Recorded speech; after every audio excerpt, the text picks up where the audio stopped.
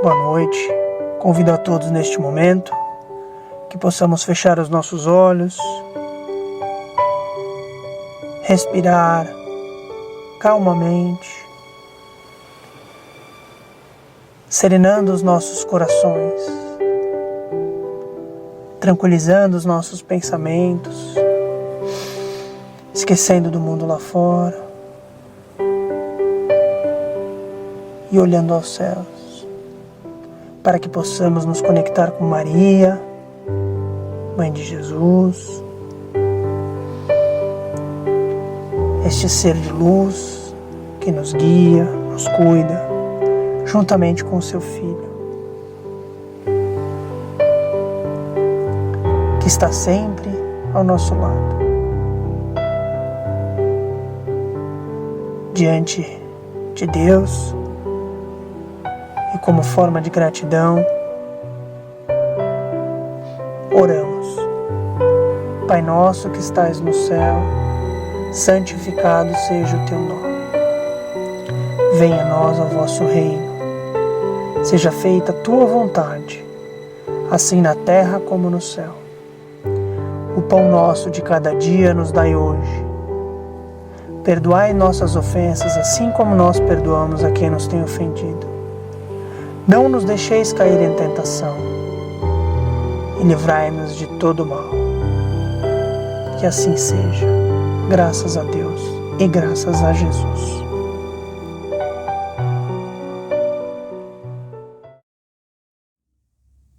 Boa noite, sejam todos bem-vindos, bem-vindas. Este é mais um Evangelho pela Fraternidade Espírita Discípulos de Jesus. Meu nome é Denilson e me sinto bastante feliz por ter sido convidado e por participar dessa egrégora tão agradável, tão bem cuidada dos mentores da casa e dos tarefeiros encarnados também, que cuidam para que este Evangelho prossiga nesse período em que estamos. O assunto de hoje do Evangelho segundo o Espiritismo é retirado do capítulo 19, A Fé Transporta Montanhas. E neste capítulo começo lendo uma anotação do Evangelho de Mateus, quando escreveu: Quando veio até o povo, um homem se aproximou dele, lançou-se-lhe de joelhos aos pés e lhe disse: Senhor, tem piedade de meu filho, que está lunático e sofre muito, porque ele cai frequentemente no fogo e frequentemente na água. Eu o apresentei aos vossos discípulos, mas não puderam curá-lo. E Jesus respondendo, disse: Ó raça incrédula, até quando estarei convosco? Até quando vos sofrerei? Trazei-me cá essa criança. E Jesus, tendo ameaçado o demônio, ele saiu da criança, que foi curada no mesmo instante. Então os discípulos vieram encontrar Jesus em particular e lhe disseram: Por que não podemos nós expulsar este espírito? Jesus lhes respondeu: É por causa da vossa incredulidade. Porque eu vou-lo digo em verdade, se tivesseis fé como um grão de mostarda, direis a esta montanha: transporta-te daqui para ali, e ela se transportaria, e nada vos seria impossível. Então, essa é a anotação de Mateus sobre o ensinamento sobre a fé. Vale ver aqui também, chamar a atenção, a linguagem bíblica da época, onde por vezes o espírito é chamado de espírito mau, espírito maligno, e aqui surgiu também a palavra demônio, não é? Chico Xavier nos ensinando, ele diz que esses espíritos, que são chamados frequentemente de diabos e demônios, são espíritos afastados da luz.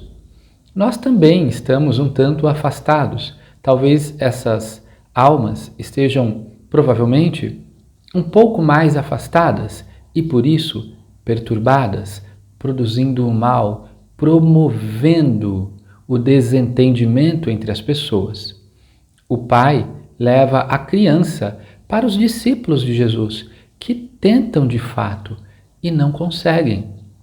E nos chama a atenção também a fala de Jesus, sempre muito amoroso, mas que guardou sim algumas falas fortes até para os seus discípulos, quando diz: ó geração incrédula e perversa. Dependendo da tradução aparece ó geração incrédula e depravada, até quando estarei convosco? Até quando hei de vos suportar? Isso ele está falando para os seus discípulos. Também nos chama a atenção. Com relação a escribas e fariseus, ele foi mais intenso, ele foi mais forte. Ele chegou a dizer: raça de víboras, geração incrédula e perversa, gargantas caiadas por fora, mas podres por dentro. Então, algumas expressões de Jesus foram muito fortes com alguns segmentos, né? Mas os discípulos foram até Jesus perguntar o que havia acontecido, por que não conseguiram. Então Jesus está lhes ensinando que é preciso ter fé, e se for do tamanho de um grão de mostarda, é capaz de transportar montanhas. Há quem compreenda literalmente essas montanhas, há quem perceba que essas montanhas são as montanhas dos nossos defeitos e dificuldades, as montanhas daquilo que nos impede de alcançar o que buscamos. Mas neste ensinamento de Jesus, passamos às vezes por algumas questões de tradução daquilo que Jesus falou em aramaico, daquilo que foi anotado em hebraico por alguém e daquilo que foi traduzido do hebraico para o grego arcaico, depois para o grego clássico, depois para o latim, que é da onde vieram as traduções. Porque a origem da palavra fé, que nós comumente traduzimos sempre por crer, acreditar, esta palavra fé, vinda do latim, tem uma origem única do grego. Em latim, temos as palavras fidelis e fides, que vêm de um mesmo radical mais antigo grego, que viraram duas palavras, então, fides, fé, fidelis, fidelidade. Então, a fé trazida por Jesus, e isso a gente capta na intuição, na percepção do divino, que é uma recomendação constante da espiritualidade, quando nos fala assim: troque a concepção de Deus pela percepção de Deus. Troque as discussões sobre Deus por uma compreensão que se manifeste na nossa vida em comportamento ético, em conduta ética, que promova a felicidade no mundo, diminuindo a infelicidade, para a gente escapar das discussões estéreis da teologia do ego, não é? Em querer ter razão nas nossas interpretações. Trocar a interpretação pela percepção. Então encontramos aqui, nesse radical grego, a palavra que vai dar origem tanto à fé quanto fidelidade. Então, dividimos. Fé é a crença, a confiança em si mesmo, chamamos de fé humana, e em Deus, que chamamos de fé divina, de que Deus abrirá esses caminhos. Teremos caminhos abertos para alcançar o que buscamos. Mas esta fé não está nunca desassociada do seu outro conceito, que se perdeu ao longo dos séculos nas traduções, que é o conceito de fidelidade. A fidelidade é uma conduta ajustada a um propósito que foi firmado antes. Nós traçamos um roteiro, damos a palavra e nos tornamos fiéis a ela, não é? Eu me lembro que, passado não tão distante, a palavra tinha muita importância. né? A gente conhece a expressão aqui no Brasil dos acordos de homens, não de crianças, não de moleques, né? Que deixava inclusive um fio da barba, né? É a minha palavra, né? Tá aqui. Não havia contrato. Existia a palavra lavrada, não o contrato lavrado. A palavra do homem e da mulher, do adulto consciente ético, é a palavra que racha, mas não volta diferente, não é? Se nós nos lembrarmos, não faz tanto tempo, na geração da qual eu pertenço, né, nós somos a geração X, nascidas a partir dos anos 60, os nossos pais, os nossos avós, às vezes, compravam as coisas na vendinha da rua, um período bem antes da existência de tantos supermercados, hipermercados, shopping centers, antes da internet, com certeza, e se levava uma caderneta, né? E as pessoas anotavam ali o que a criança comprou. A criança ia, comprava o pão, o leite na vendinha e anotava. No final do mês, a mãe, o avô, a avó, ia lá acertar a conta. Isso não é aceito mais. Talvez em algum lugar no interior do país. Onde foi que a nossa palavra perdeu a validade?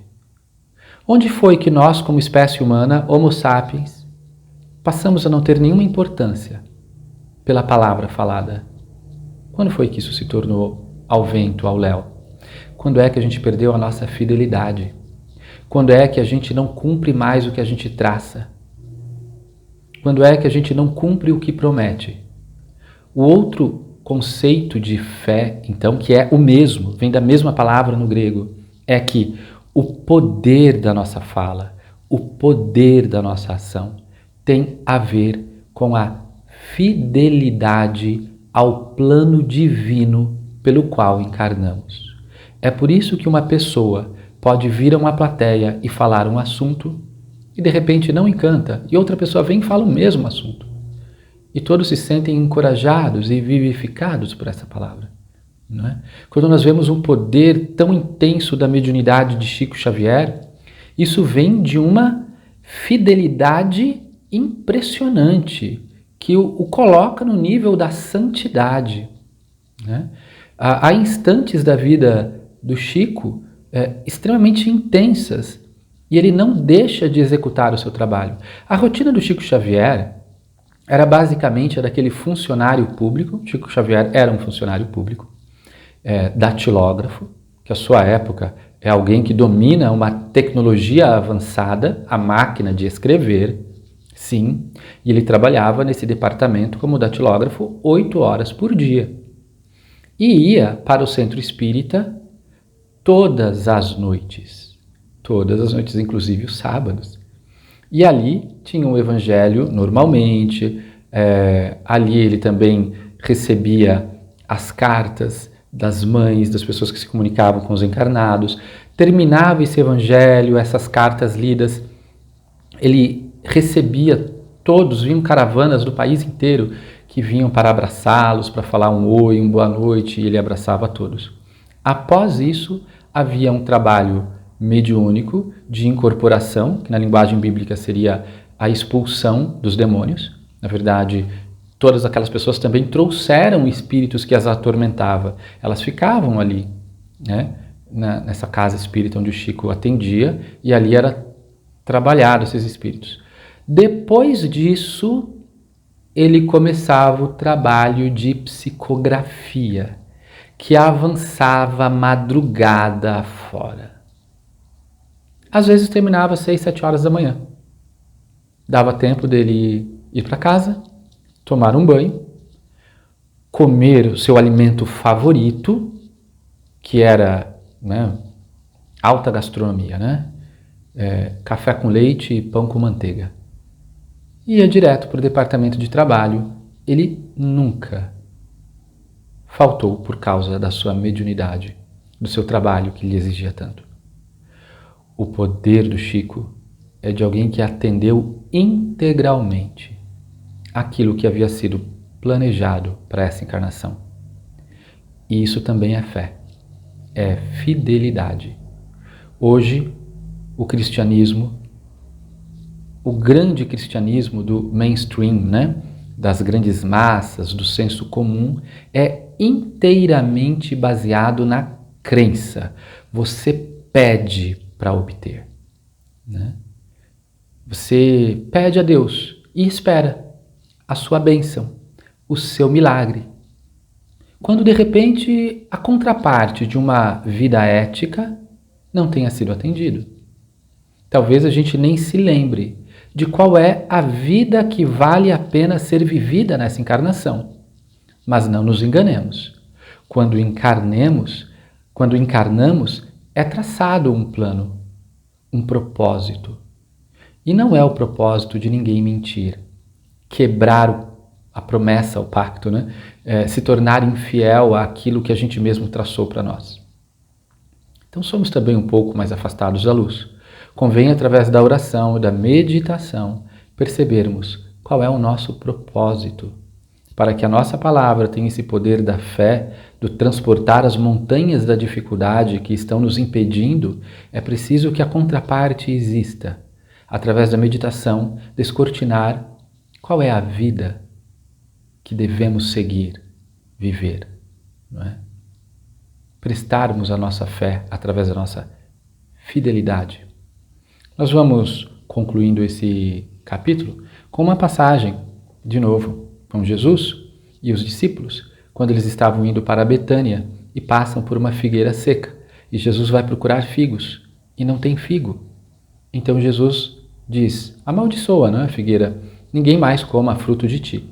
E eles vão para Betânia. Quando voltam, os discípulos observam e veem que a figueira, aí chamada parábola da figueira seca, né, é um fato que acontece. A figueira não estava seca, ela estava linda, cheia de folhas, mas nenhum fruto. E Jesus foi colher os frutos e não tinha frutos. Então ele diz, ninguém mais coma de ti. Na volta, a figueira tinha mirrado, minguado. E então, um dos discípulos diz, olha mestre, a fogueira que tu amaldiçoaste se tornou seca. É uma outra passagem que nos causa uma certa, num primeiro momento, assim, um pouco de mal-estar, mas Jesus amaldiçoou uma planta. E há um detalhe, é dito que não era tempo de figos. O que Jesus está ensinando aí? Jesus está mostrando que cada um de nós é uma semente divina, uma centelha divina, que como uma semente, que apesar de ser atraída pela gravidade da Terra, rompe a Terra, indo na direção da luz, cresce, dá folhas, flores e frutos, e perfumes e sombra. Mas aquela figueira linda não tinha figo.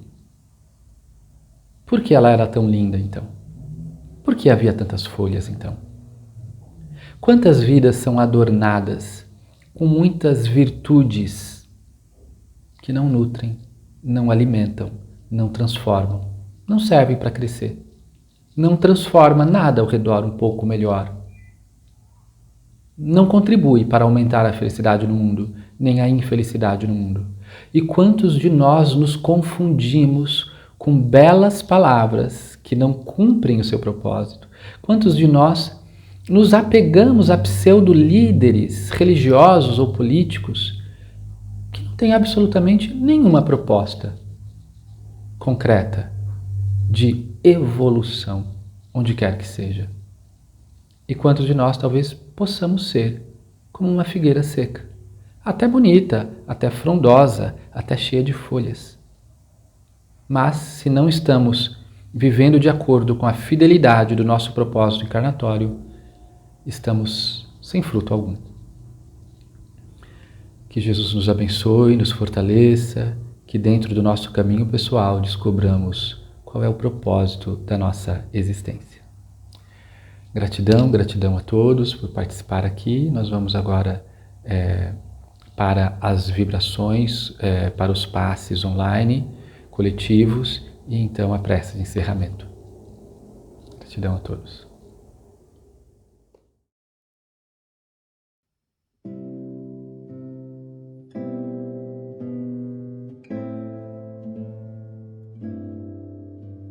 Então vamos assim fazendo uma inspiração lenta e profunda.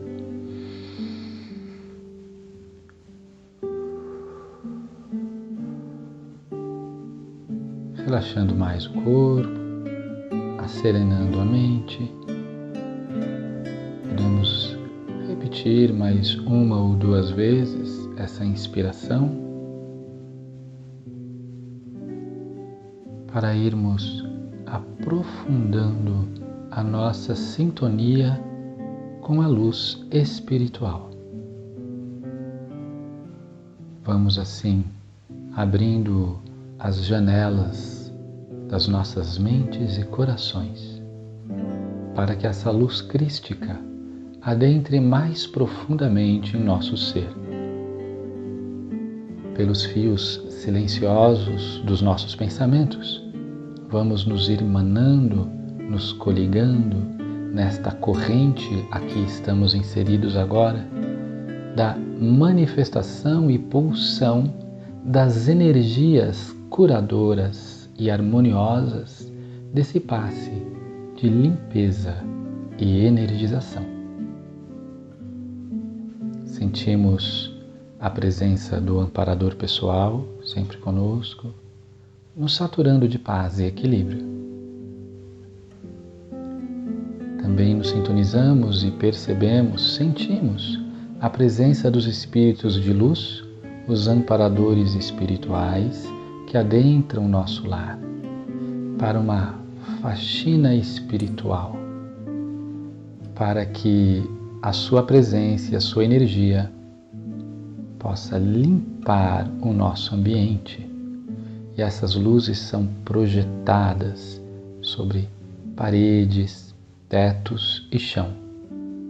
Elas vêm varrendo, uma varredura de luz sobre toda a casa, móveis, utensílios, iluminando e perfumando, eliminando qualquer forma, pensamento mais densa que porventura exista e esteja no ambiente.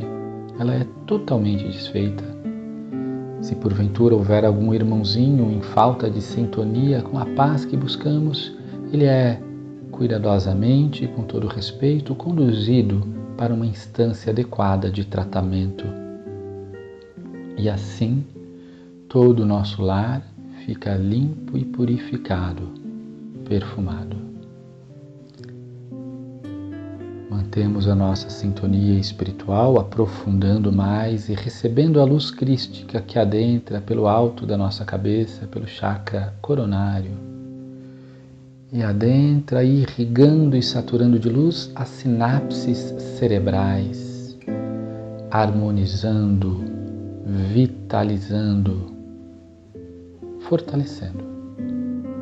Essas luzes vão descendo e banhando todo o nosso corpo interno, inclusive chegando até a derme e a epiderme, passando pelos olhos,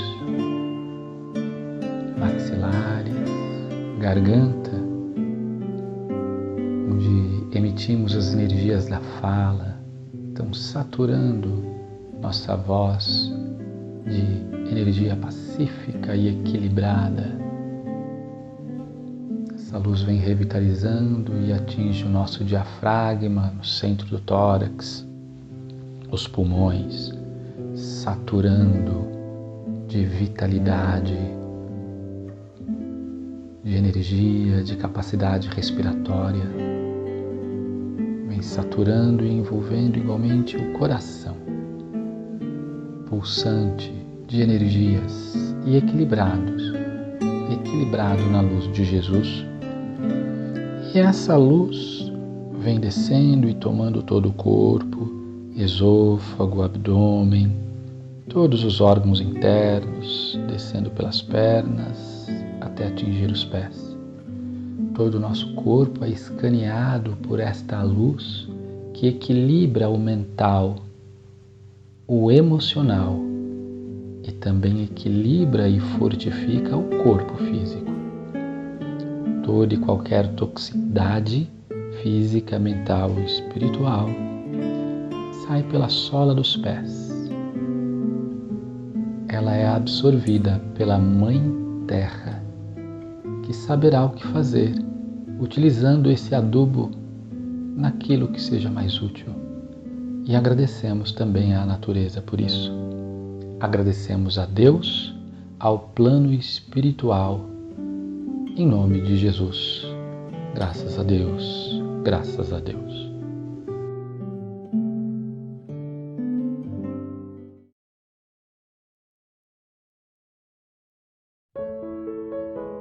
E assim, agradecidos que somos por mais essa preleção iluminada e abençoada, vamos elevando nossos pensamentos e desejando muita luz, muita paz para este planeta Terra. Que haja paz entre os homens, respeito, amor e união. Vibramos por todos os doentes, por todos os profissionais da área da saúde. Vibramos por todos os moradores de rua, por todos os animais abandonados, por todas as crianças, principalmente aquelas que estão desaparecidas. Como assim também vibramos pelas suas mãezinhas, que sofrem por não saberem onde seus filhos estão. Vibramos pelos desempregados, vibramos por todos os lares, para que o amor e a paz do nosso Mestre Jesus reine. E assim, vamos pedindo a Deus que Ele nos dê muita saúde, muita paz, alegria, que nos ajude a nos transformar cada dia mais em pessoas melhores, que o sentimento de amor pelo próximo sempre esteja presente em nossos corações, que possamos ser caridosos com uma palavra amiga, ao escutar um amigo, a ajudar o necessitado. E que nossa família tenha muita união, paz, amor, harmonia, sempre debaixo da proteção do nosso Senhor Jesus Cristo e o nosso Deus Pai Eterno. Que assim seja, graças a Deus e graças a Jesus.